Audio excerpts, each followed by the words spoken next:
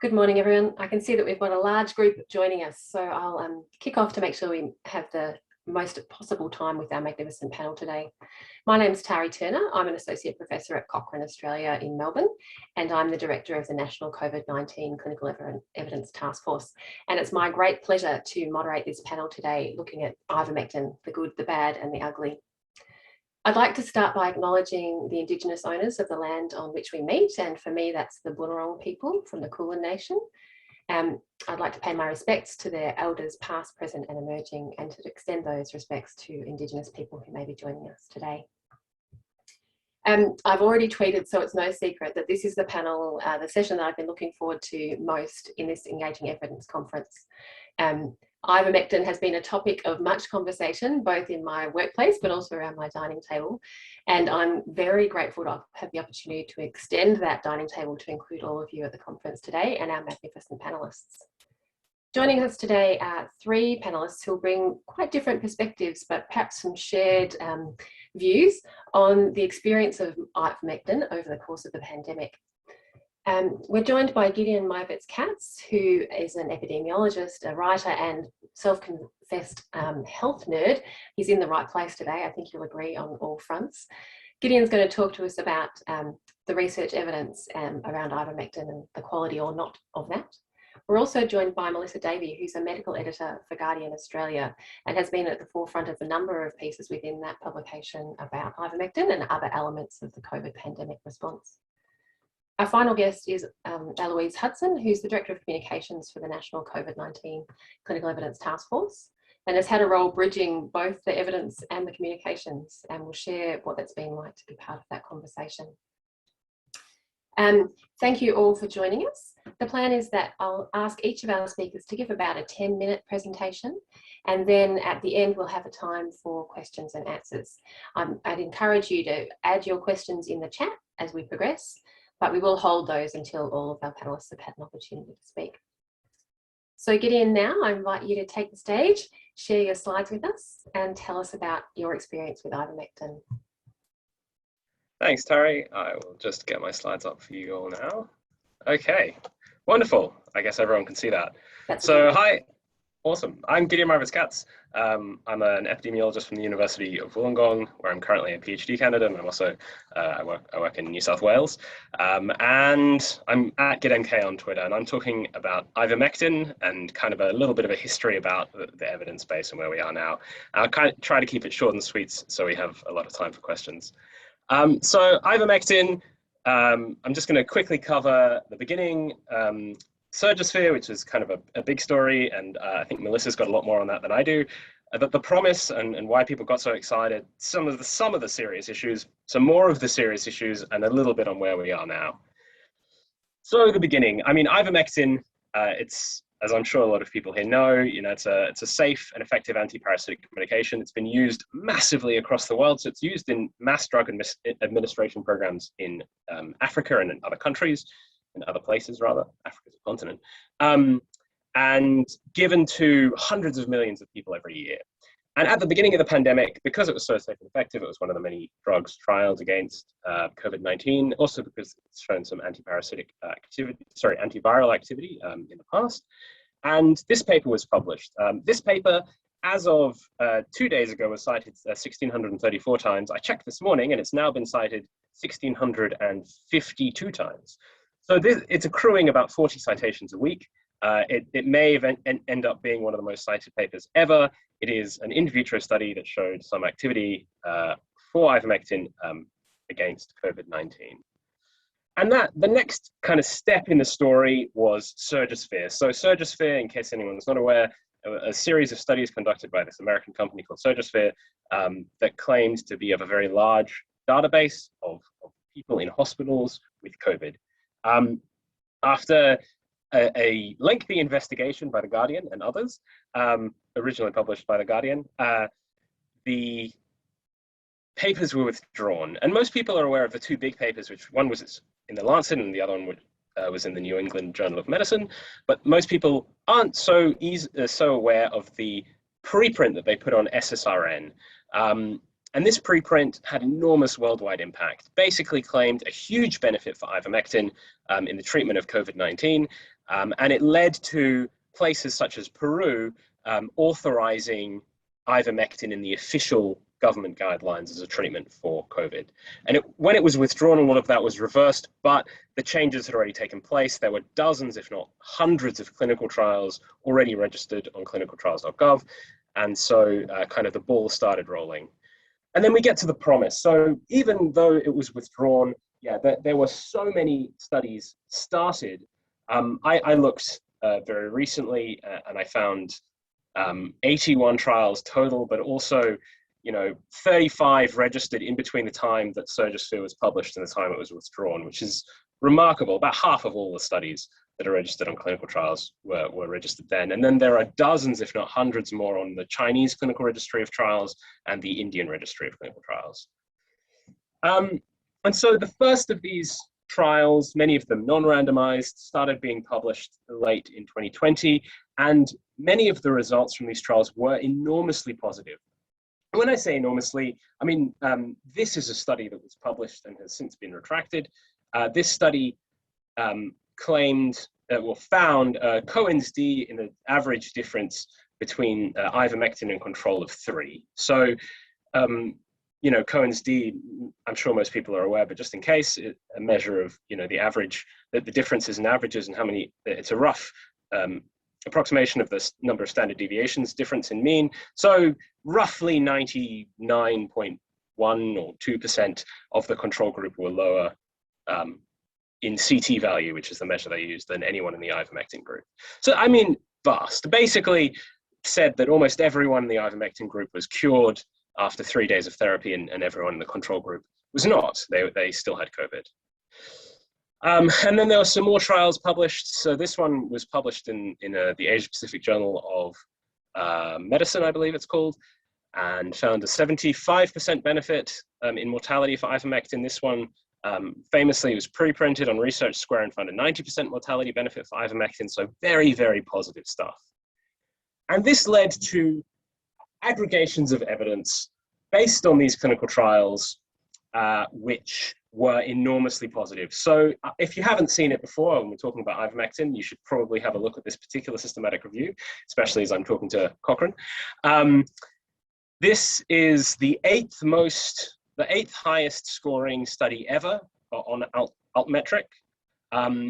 It is, as far as I can tell, I couldn't find the fourth and fifth highest studies, so this may be wrong, but as far as I can tell, it's the highest altmetric systematic review ever published. It's been shared more than any other study. And it's also been cited about 70 times since it was published in May. So it's very, very impactful stuff. Finding that moderate certainty evidence finds that large reductions in COVID-19 deaths are possible using ivermectin. And I thought I'd just put this up quickly for those of you who are interested. This is the risk of bias table. And you can kind of see those two studies that I highlighted, El Ghazal and Niai, which I will talk about shortly, but they are rated as low or unclear risk of bias, depending on how you slice it, for all of the regions. And also, I didn't highlight this, but if you look further down at RAD 2021, that's the study that I showed just earlier, which was withdrawn. So this is the serious issues, which I'll cover quite briefly, but the first paper I'll talk about is El Ghazal. This was in July. It was a huge, had a huge impact. It was the single largest trial of ivermectin for COVID-19. It was a randomized controlled trial, and it was retracted after some very serious problems came to light. So I've just put one very simple issue here. There were phrases throughout the paper that were copied from earlier papers with a few words changed, and those papers were not referenced. Usually, you could call it what you like, but it's a very serious issue. The standard deviations in the paper and the means that they reported, given the ranges that they reported, were impossible. They used chi-squared tests for continuous numeric data. They'd accidentally kind of reversed t-tests and chi-squared tests. And then they posted a data file on the study's website, which they said, this is our data, it's available on request. It turns out that actually they posted it to a very dodgy website that if you paid money, you could download any data there, regardless of what the authors originally intended, so people could gain access to that data. And the data file that they'd posted turned out to be filled with errors, certainly not the real data from an actual clinical trial. So this was retracted by Research Square, it was withdrawn, and because it was the single biggest study on ivermectin at the time, and it had found a massive mortality benefit, it had a pretty big impact. So Brian et al., the systematic review I referenced earlier, one of the most read systematic reviews of all time. This is, if you replicate their exact model using, this is Dersimony and Laird random effects model, I used STARDA, which rounds slightly differently. So the lower confidence interval, I think, is 0.2 in their original paper, but I get 0.19. If you remove El-Ghazar, where they actually have El-Ghazar on 2 lines, you find that the effect doesn't entirely disappear, but it's substantially reduced, and it comes to rely almost entirely on this single study, Niai et al., in the mild, moderate, severe area. And that's quite worrying, because a lot of the benefit comes from this retracted paper. And then further, if you look further in the literature, there were more papers with very serious concerns. So El-Ghazar and Samar et al. Are the 2 papers that have been retracted so far. There have been very serious concerns raised about these other papers that I pointed out. Niai et al. Is one of them.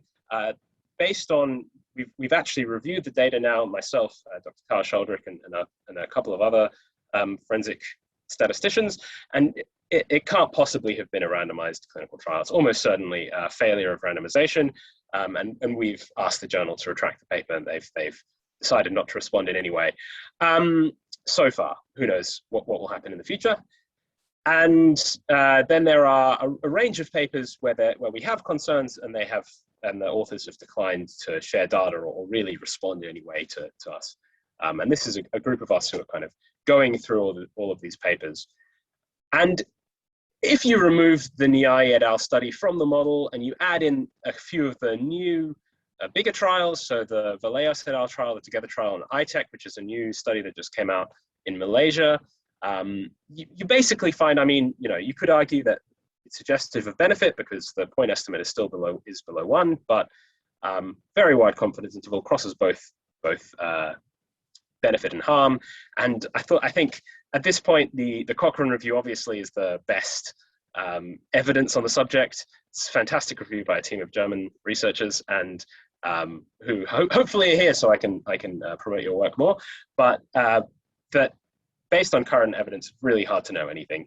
And I think the key message here is firstly that if you were a researcher who is honestly looking into these matters, a clinician who was honestly reading these meta-analyses that came out, and there are, I think, 23 or 24 published systematic reviews, meta-analyses, and you were just looking at these reviews, you might honestly come to the conclusion that ivermectin was safe and effective and that you should be giving it to COVID patients based on our traditional methods of reviewing evidence and how we generate that.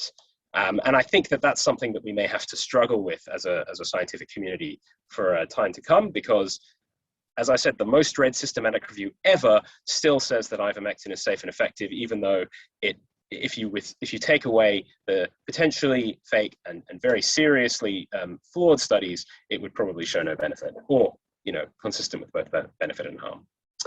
I think that's about the end. I think after this, questions. Brilliant. Thanks, Gideon. That's a fantastic introduction to the state of play in ivermectin and how we got to where we are.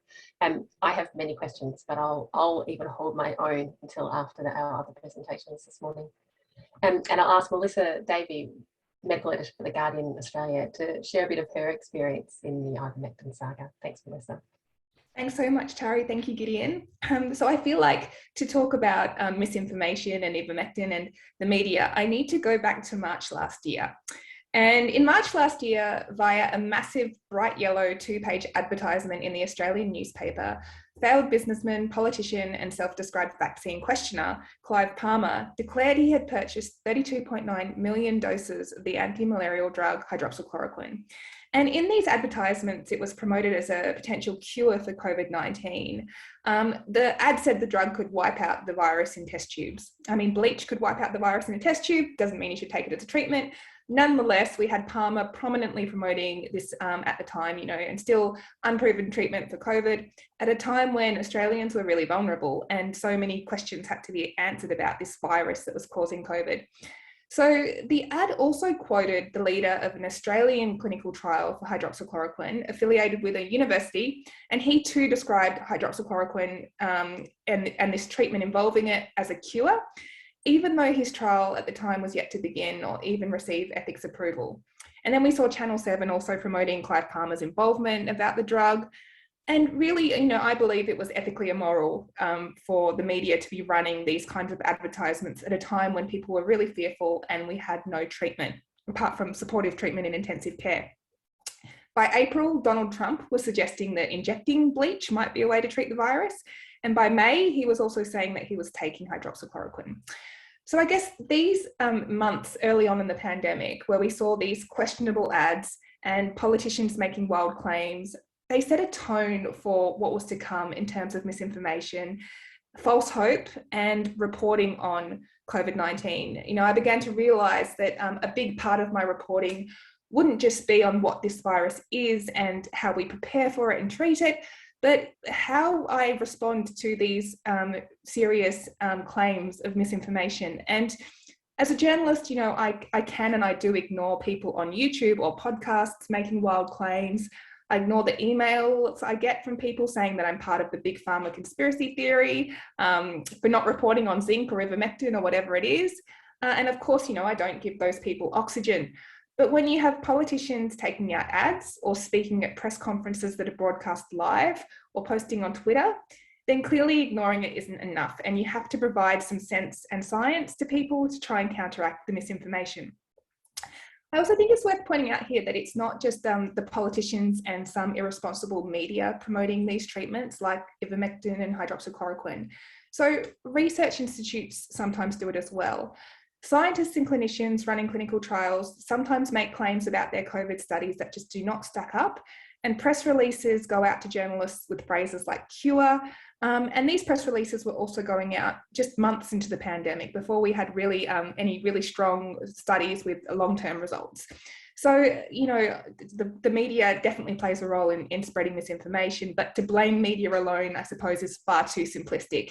And then you add in social media platforms and chat apps and the way those platforms are used to push misinformation, you just realize that there are a whole lot of places where misinformation can thrive. So in May last year, the medical journal The Lancet published a blockbuster peer-reviewed study which found hydroxychloroquine was associated with a higher mortality rate in COVID-19 patients and also increased heart problems. And GID referred to this study. It claimed to have analysed data from a database called Surgisphere. And despite being relatively early on in the pandemic at this time, this database had collected information from nearly 96,000 patients with COVID-19 admitted to 671 hospitals from around the world who received hydroxychloroquine alone or in combination with antibiotics. So I was talking to Gideon actually about this study at the time, and we were talking back and forth about some questions we had about it. And first of all, we were looking at the Australian data, and what was interesting was that the Surgisphere database and data referred to 600 Australian COVID-19 patients and 73 Australian deaths as of 21 April last year. But at that point, there had only been 67 deaths in Australia. And so when I asked the owner of the Surgisphere database, who was also a lead author on the study, his name is Dr. Supan Desai, he's a vascular surgeon in the US, he told me that he accidentally included hospital data from Asia in the Australian data, and this had elevated the death figures. But that overall, it's a minor error. It didn't have any overall impact on the conclusions. But by this point, I'd also gotten on the phone to other experts. So I spoke to, you probably all know, epidemiologist, infectious diseases physician, ATAGI co-chair, Professor Alan Cheng, and I spoke to him about the study as well. And he works at a major hospital in Melbourne, the Alfred, and he said he had never heard of this database called Surgisphere. And given the relatively low number of cases of COVID in hospital in Australia at the time, Alfred would have had to have participated in this study. He said that his colleagues had never heard of this database. And, he did stress to me that even if this paper proved to be problematic, it didn't mean hydroxychloroquine was safe or effective in treating COVID-19. And of course, as Gid pointed out, many other drugs and hydroxychloroquine is one of them have proven not to be effective. But the idea that a major study like this, with serious questions starting to be raised about it, could pass peer review in a prestigious medical journal, raised the question, what else was slipping through the cracks? So I've got to point out here how much as a journalist I rely on experts speaking to me and helping me take the time to read these studies and analyse the data. So it's not good enough for me to just read a medical paper and have some questions about it and then write a news report slamming the study off the back of that or saying it's really great off the back of that. I've done basic units at university in epidemiology and biostatistics, but I'm not an expert. And to legally get a story across the line where you question a study that's been peer reviewed and published, you need experts to go on the record, standing by their comments, questioning the studies, explaining why they're problematic. And so I guess my point is the fight against misinformation and bad science as a media professional isn't simple or easy. You have to meet a high standard. And keep in mind that there's also a high chance that prominent researchers will threaten legal action if I question their claims, especially in a global publication like The Guardian. So I need to give them right of reply. And, I'm not just a blogger or someone on Twitter that can just make claims about studies without consequence. It does actually take a lot to question the science, especially once it's been published and accepted by peer reviewers, and especially if it's published by, a doctor or someone very credible. So the Surgisphere hydroxychloroquine findings prompted researchers from around the world to kind of reassess their own clinical trials of hydroxychloroquine for preventing COVID. The World Health Organization halted all of its trials involving hydroxychloroquine due to the concerns raised in the Surgisphere study. And so this is concerning because they were stopping well-designed studies off the back of what was a very questionable study. So I reported all of this, and I was then alerted to another study using the Surgisphere database. And this was again co-authored by the same vascular surgeon. And this time, the study found ivermectin significantly reduced death rates in severely ill COVID-19 patients.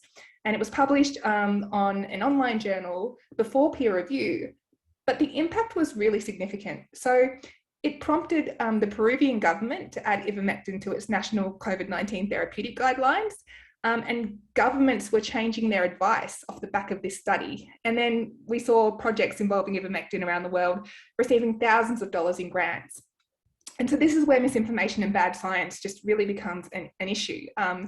I really can't blame in some ways vulnerable countries who don't have the money or access to resources or sophisticated health systems like we do from turning to cheap already available drugs that have been proven for other diseases to be safe to treat their populations off the back of what seems like a strong study when they're in crisis. So with the Surgisphere ivermectin study, I began speaking to a leading parasite and ivermectin researcher called Dr. Carlos Chacor. He is a doctor, he works in Spain. And he told me that the Surgisphere study had found 52 COVID-19 patients who had received ivermectin as a treatment. And at that time in April last year, ivermectin wasn't really being widely used or discussed as a potential COVID-19 treatment. So this really triggered alarm bells. And then as I looked into it more, I found many other concerns about the study. And in the meantime, ivermectin continued to gain momentum. So the Surgisphere ivermectin preprint paper was at that point downloaded more than 15,000 times just weeks after publication. Bolivia went a step further than Peru, announcing in May last year that 350,000 doses of ivermectin would be distributed. So we see demand go up hugely, and this black market for ivermectin emerges. And of course, this news trickles around the world. You start seeing people in Australia and the US talking about ivermectin as well. So the other issue is that those researchers who are finding that drugs like ivermectin or hydroxychloroquine weren't effective for COVID-19 in actually well-designed trials began receiving death threats. So just for questioning these claims, they were receiving death threats, which is another problem that's arisen as a result of this misinformation. we began to see this huge political polarization around drugs like ivermectin and hydroxychloroquine. So as Dr. Chakor told me, that he said that politics became really mixed in with policy. You had people defending drugs like ivermectin because they support Donald Trump, or they don't support the current government of the day, or they're distrustful. And it really should just be about data, about public health, and not opinions, and absolutely not about politics. So of course, you know, the ivermectin Surgisphere study proved to be flawed. And I did this investigation for The Guardian that ultimately revealed the entire database involving thousands and thousands of patients in hundreds of hospitals was likely faked.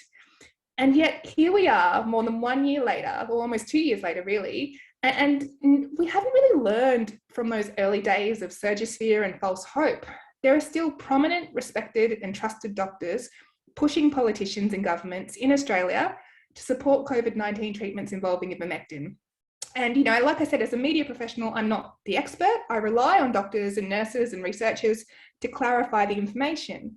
And yet some of these same experts are among those pushing the misinformation and promoting treatments before the evidence supports it.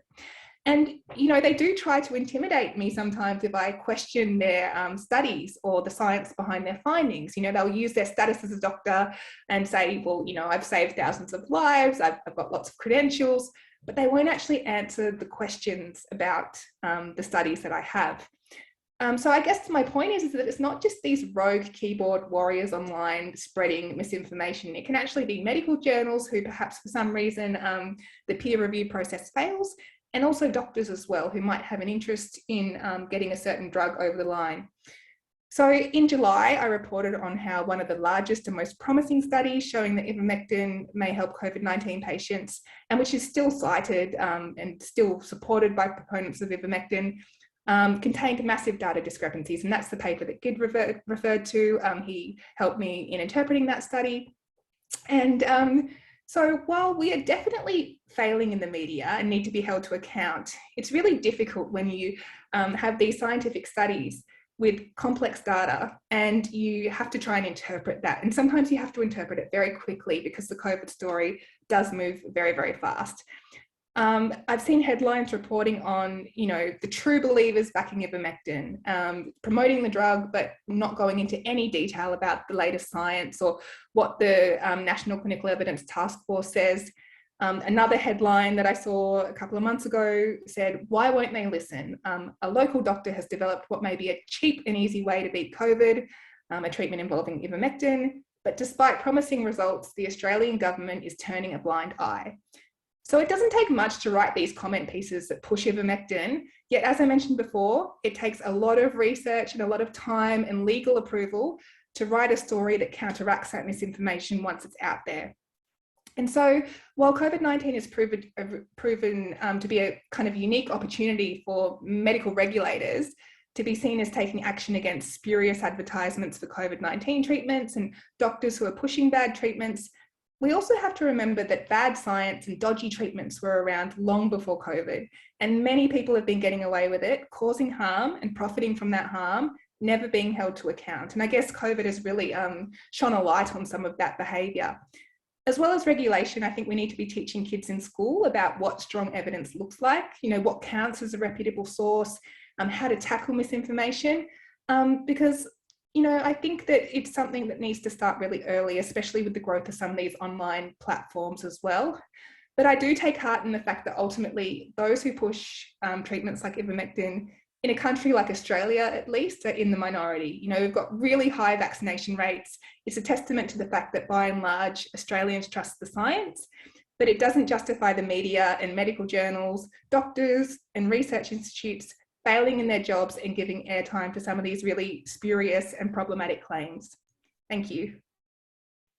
Thanks, Melissa. That's a tour de force. So it's March last year feels like much more than just 18 months ago, doesn't it? Thank you very much. I'll now ask Eloise to reflect on the experience of ivermectin from the task force perspective. Thanks, Eloise. Thanks, Tari. Thanks, Gideon and Melissa. I'll just share my screen. I'm also coming to you today from Boonwurrung country here in Melbourne, and I pay my respects to Aboriginal leaders past, present and emerging. And today I wanted to bring you the ivermectin files because it does feel like the last 20 months have, that I've been in some sort of unreal sci-fi TV show. And for those of you unfamiliar with Fox Mulder and Scully, Scully was actually a doctor and a skeptic. So I think it's sort of an apt title for today. Just wanted to give you a little recap for those who have missed Professor Julian Elliott's 25 presentations this week. The task force was established in March 2020 to provide Australian clinicians with evidence-based clinical guidelines for the treatment of COVID-19. The transparent scientific approach, together with the expertise of our expert clinicians, has given the comms team a really strong foundation to position and, when necessary, defend our recommendations. Our primary purpose is to provide clinical confidence to Australian healthcare professionals, but the longer the pandemic has gone on, we've played a key role in explaining evidence-based COVID treatments to the broader community. The task force pivoted out of the Australian Living Evidence Consortium. So we sit within Cochrane, within Monash University, and we're convened by a multidisciplinary collaboration of our 32 members that you can see here. These are Australia's peak medical colleges and health organisations. And it's this unity of our members that has given the task force an enormous position of strength and support in countering misinformation. I thought it was worthwhile, and Melissa has touched on this just now, but that we need to consider the really complex media landscape that we find ourselves in and where we found ourselves early last year. And with the emergence of social media and the rise of Donald Trump, we'd already been living in an era of so-called fake news, with traditional media no longer the trusted source of truth. This lack of faith had extended to experts. Scientists and academics were already under extreme pressure on issues like climate change. And so when the pandemic hit, questions arose about the origins of the virus and the issue became politicised. It didn't take long for polarising opinions on all aspects of the COVID response, with treatments being front and centre. Similar to Gideon and Melissa, I thought it might be worthwhile touching on some of the memorable moments in the ivermectin journey from our perspective. And these are some of the key moments that impacted our activities. The Trump endorsement of hydroxychloroquine, it was really interesting hearing Melissa talking about the Clive Palmer advertisements. This, for us, it was sort of the beginning of it all, and it started the polarised views and debates and tense discussions and feedback from consumers. That May in 2020 was also the second week of my time at the task force, and it provided a great chance for us to generate media coverage and brand awareness for the task force by countering the Trump arguments with evidence-based recommendations. The Merck media release in July 2020 stated that the ivermectin shows no benefit for treating COVID-19, but alas, that fell on deaf ears with supporters because they were also part of the overall conspiracy.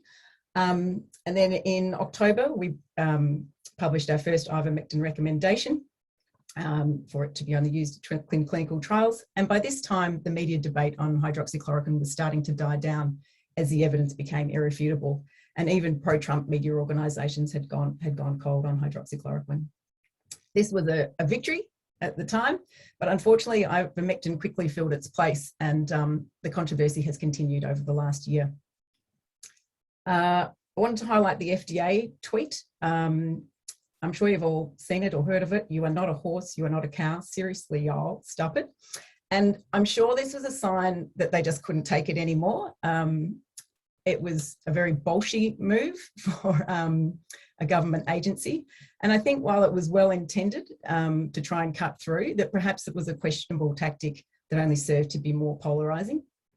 And I just wanted to reference the TGA ruling in September, where they restricted the prescription of ivermectin due to a shortage, as well as that it hadn't been proven. And that was another good chance for us to springboard into the media agenda, and references to the task force recommendation were extremely high. So I just wanted to touch on again what we do recommend, and it's do not use ivermectin for the treatment of COVID-19 outside of randomised trials with appropriate ethical approval. We have always hastened to add that we welcome more high quality evidence on the use of ivermectin. It is not currently not a do not use recommendation like hydroxychloroquine. And from a media strategy point of view, the recommendation forms the basis of all our media responses. The recommendation essentially is our position, And so it brings me to just highlight who our ivermectin barrackers are. And obviously an ivermectin barracker can be anyone. But in our case, we've been exposed to sort of 4 main categories who have provided feedback or emails or Twitter posts through our various channels. So we categorise the first one as the passionate consumers, and they are by far the most intensive and time-consuming group. The feedback has often been very threatening, and not just for the task force, but to our volunteer clinical experts, and to the extent that task force contributors and staff have removed themselves from the public electoral role. So we are witnessing really extreme behaviour from the general public. The media, and happily in Australia, the ivermectin barrackers are in the minority, and many journalists are now setting a standard for science communications. And journalists like, oh, sorry, I just jumped a slide, like Melissa and Liam Mannix are actually serving, the science community really, really well. And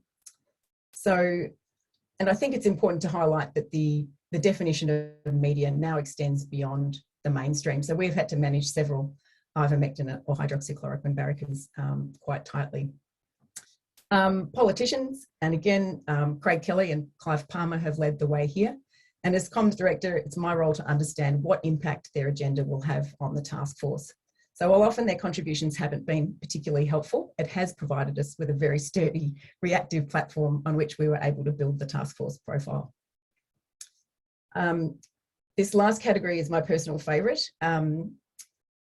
They are often retired, and they often don't seem to have specific expertise in infectious diseases. And they can often be sort of our most regular responders. I won't read through all of this feedback, but I did just want to highlight that they often threaten legal action, and lines like "we have blood on our hands" are very regular. This line here, you're going to have to meet your maker one day and you will be found guilty of complicity. And this last line I really liked is, if the best your task force can do is to find 18 studies of low to very low evidence of the value of ivermectin as an undeniable protection against COVID and an unrivaled cure for the disease, then your credibility and integrity is compromised beyond redemption, because there are trials that are real and trials that are contrived. And he's exactly right, he's just got it a little bit wrong.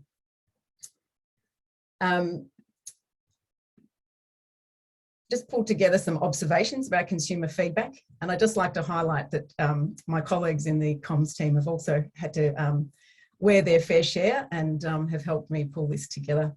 So first one is that they are 95% male, which is probably not surprising to many people. They are often from Queensland.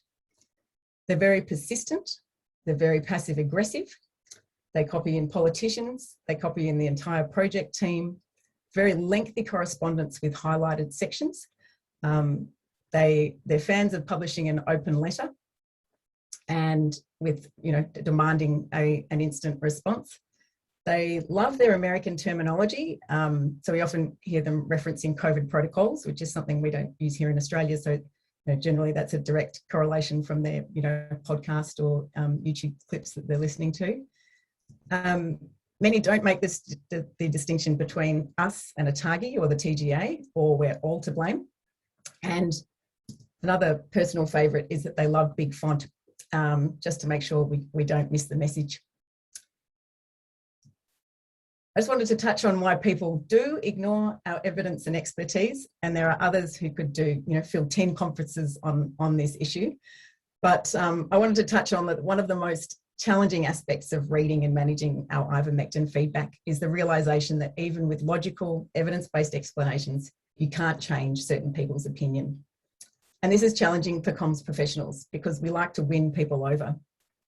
And what's clear is that more than ever, technology makes even more people susceptible to falling for the fake expert strategy. And it's really easy to see why. White lab coats, fancy websites, infographics, and the opportunity to join a crusade. And now this fake expert strategy combined with the social algorithms makes it really difficult for scientists, clinicians, government, and their comms teams. So what can we do? Well, for a comms team, you've got to remember who your primary audience is, and ours is frontline clinicians. So if we are communicating our best practice guidance to frontline clinicians, and then we still have some capacity, can we provide our clinicians with more information or material that helps them explain the evidence to the consumers? So our secondary audience is media and consumers. So how do we make their life easier, and how can we create content which isn't necessarily directed at the consumer as a first point, but because our website is public facing, we really have the opportunity to be able to play that role. So the other thing we remember is that the task force is the strength of our 32 members, and we consult our steering committee on an agreed approach to handling this type of feedback, because it is such a significant investment in staff time, and it's also very high profile.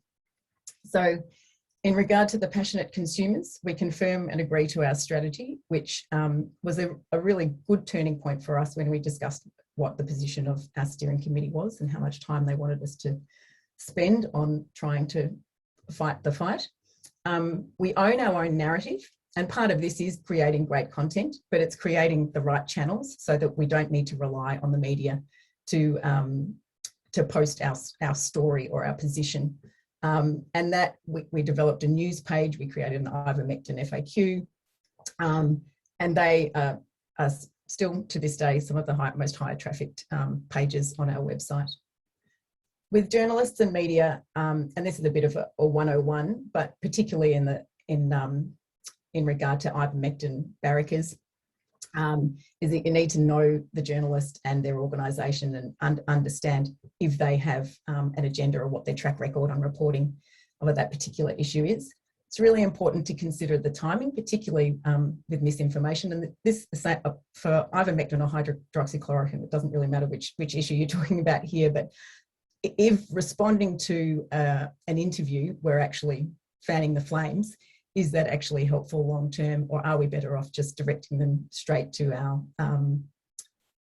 recommendation and staying quiet? There's definitely the opportunity to educate for the long term and looking at different ways to create the content. So is it actually providing briefing sessions for journalists? And the Australian Science Media Centre has been doing this really well, and Cochrane Australia too have been pioneering these areas for a long time. With regard to politicians, we listen to their concerns, our role to understand their agenda and the broader media landscape and what's going on at that particular time, and we can provide them with facts. So we can be a resource for them to lean on. And with academics and clinicians, this is probably one of the hardest groups to reach, as in the ivermectin barrier academics and clinicians. And it's to, we ascertain their area of expertise and refer them to our transparent methods and evidence. So again, I come back to, as a part of the comms team, we can really rely and be confident in the work of our evidence team and our experts. So what have we learnt? This is just a little summary.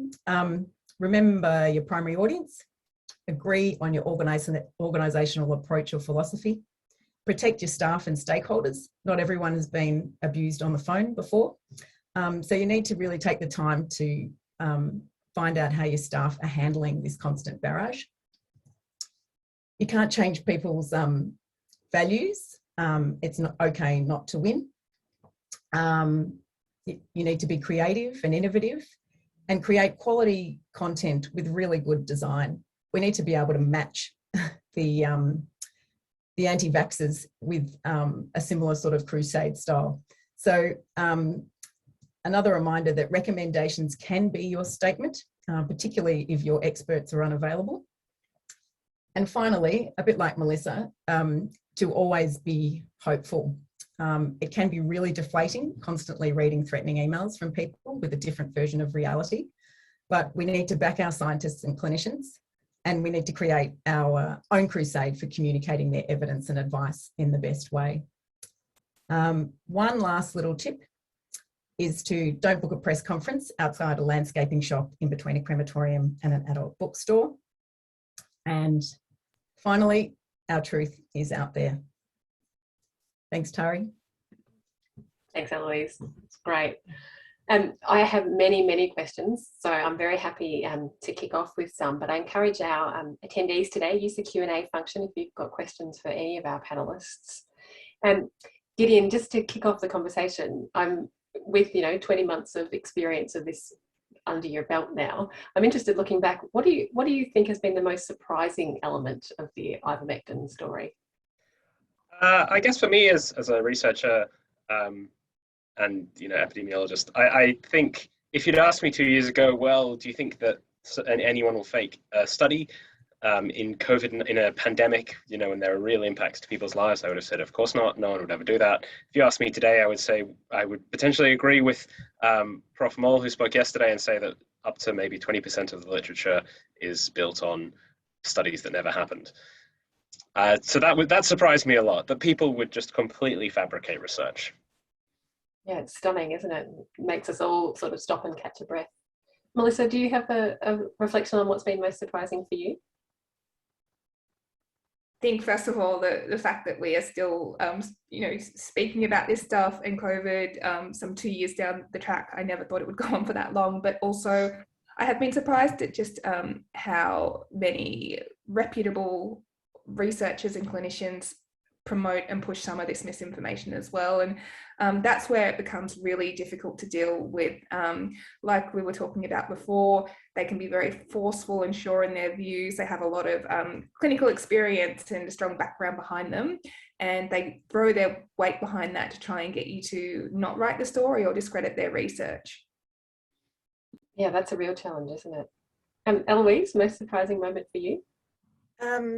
It's probably a series of moments, Tari, but I think, like Melissa said, is seeing academics and clinicians who continue to hold the line when it's, the evidence is becoming irrefutable. That's quite staggering.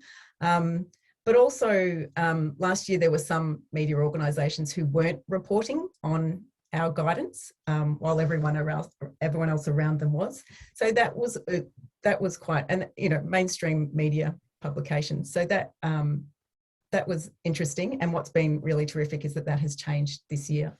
So I guess it's a long-term project sometimes, I guess, to get people to join you to support your evidence. Great.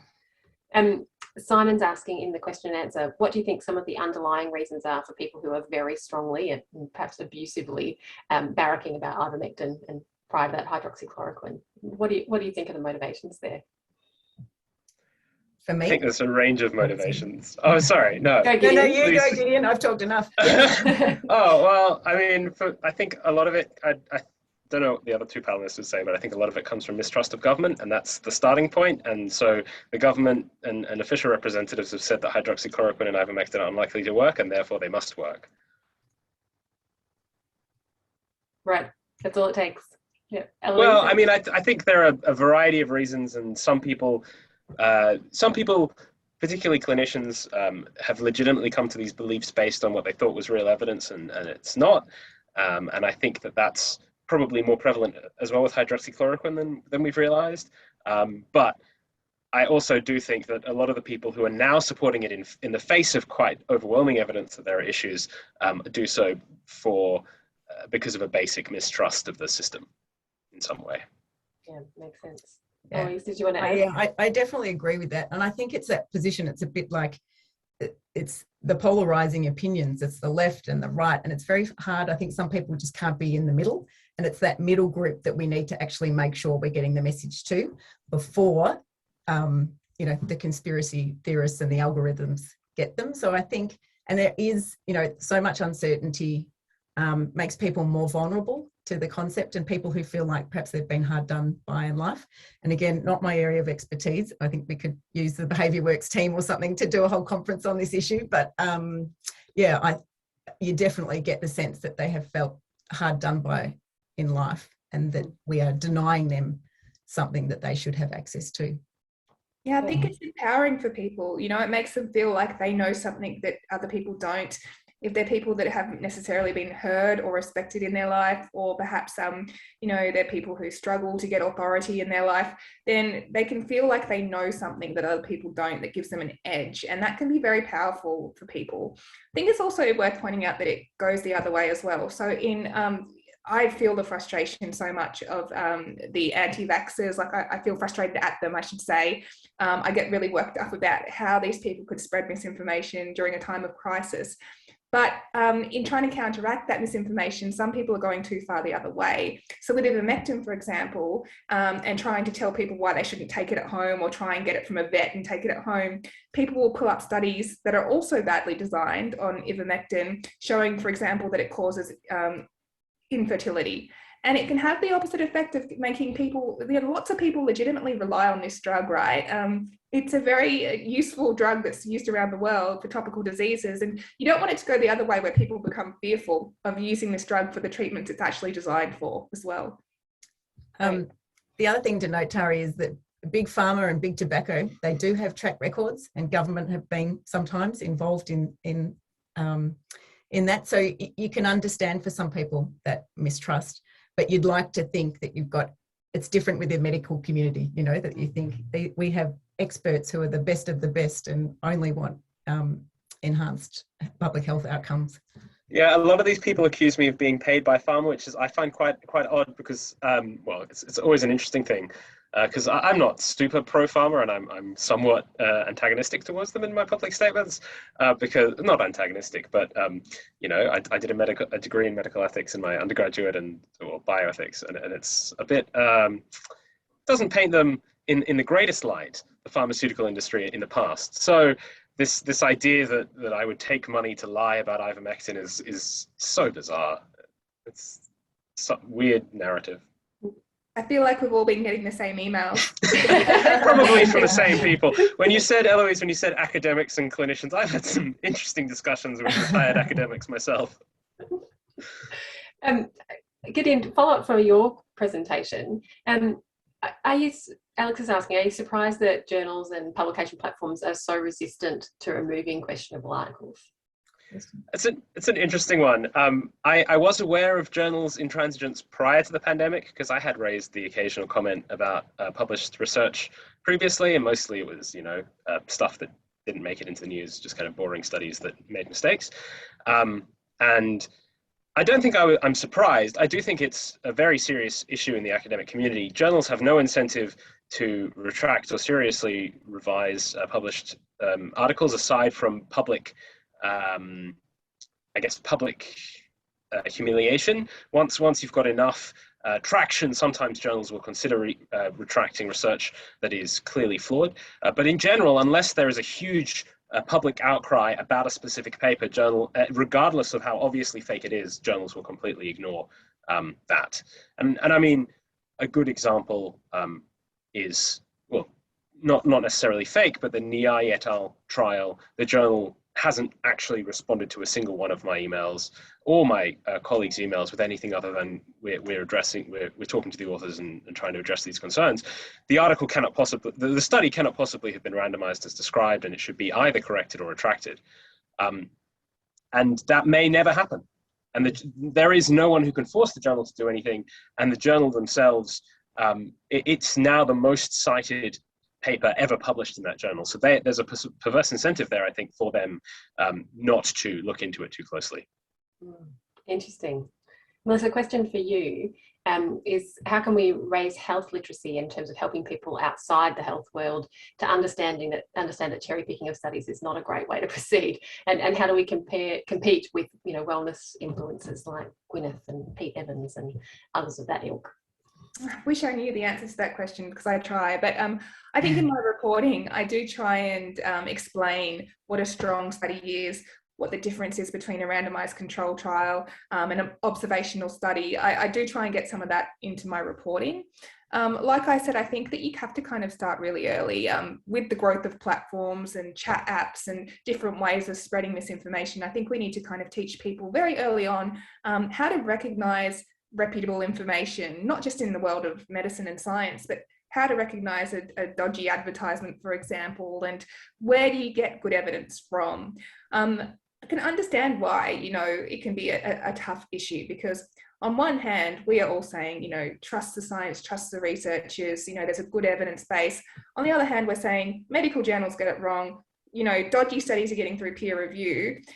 So when people come to us and say, I'm really concerned about the state of science, I don't trust the science, I don't trust the government, I think we kind of have to understand that and acknowledge that. But it's about then helping people to recognise for themselves what makes a strong study or what makes a reputable source. I don't know whether I always get there with my reporting. I'm still getting lots of emails accusing me of being a big pharma shill and all of that stuff. But yeah, we certainly have a responsibility as reporters to put this stuff into context, and hopefully that educates people as well. Great, thank you. One last question before we start to wrap up the session.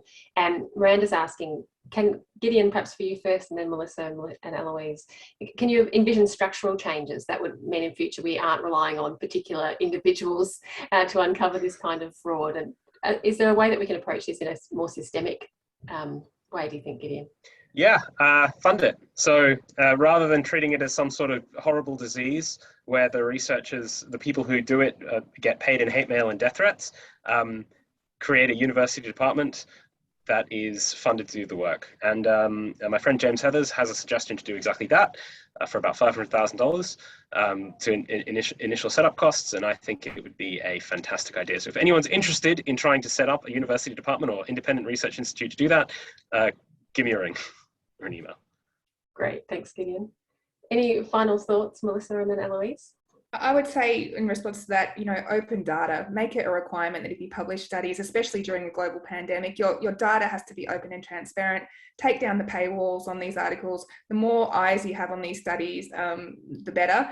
And put in place stronger processes for journals to review complaints or concerns about these studies. You start to see it a bit with some websites where researchers can openly question studies that they're unsure about or they have concerns with. But I think we can do a lot more in that space. Thanks, Melissa.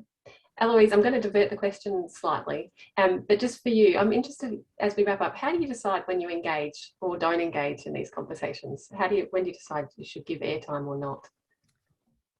Well, it depends on a few factors, Tari, and probably largely what we know about that particular journalist, and whether or not what we've covered off if we've already sent out a media release on the issue and we've had some good media coverage, by the ABC or the Guardian, or we feel like it has been, we've been well presented in media outlets, then generally there's not further reason to engage in or provide a spokesperson to someone who we think is only trying to position ivermectin or hydroxychloroquine in their perceived way. But sometimes even if we felt like it was a journalist who we trusted, if the story is done and we're only contributing, we're only fanning the flames to add to the confusion, then I think, you just have to make that call. So again, also it's a collective discussion within the team, probably make that, that we want to look at the bigger picture. But probably the number one is, knowing the journalist and their position. I'd like to thank all of you for giving us the insight into that bigger picture today. Thank you, Gideon, Melissa and Eloise. I'll invite Steve to join us as we wrap up. Thank you very much to the panelists today and the attendees and for those great questions. And I'm taking away a number of things, one of which is just the term forensic statistician, Gideon. I think that's the coolest thing ever. And also a sense that we've really kind of come full circle in this conversation around the engaging evidence. We've touched on a number of things that we've covered in other sessions. So thank you for helping us see that bigger picture and join it all together. And I'll hand to Steve. Yeah, thank you. That's a really fabulous way to wrap things up. Cautionary tales of the abuse and use of evidence. And I think the message about remaining rigorous and resolute in the face of criticism stands us in good stead. So thank you very much for those contributions. So I'd like to draw things to a close, just to thank everyone who's attended the events sessions over the last 3 days. Without you, would it be a bit like Scott Morrison attending, addressing the COP26 to a room full of well, empty people. So thank you very much for attending. Thank you also to people who presented papers and workshops, to the chairs of the sessions, and of course our plenary speakers. So we're going to make the recordings, well, the recordings are already available for many of the sessions through the Oxford Abstracts website, and they'll remain there for the foreseeable future. I particularly want to thank two people. Firstly, Carly Fry, who's managed all the registrations. She has shielded me from the horrors of university administration, for which I'm eternally grateful. And also the magnificent Shauna Hurley, who has been there in background. She's considerable skills and patience in managing the website, doing all the comms, and sorting out the videos this week. So thank you very much to Shauna. So on behalf of all the co-hosting groups, we hope you've appreciated the opportunity to come together in this virtual way and learn something new. And we look forward to seeing you whenever and wherever we meet next time. So thank you very much, and goodbye for now. Steve. Thanks, Tari.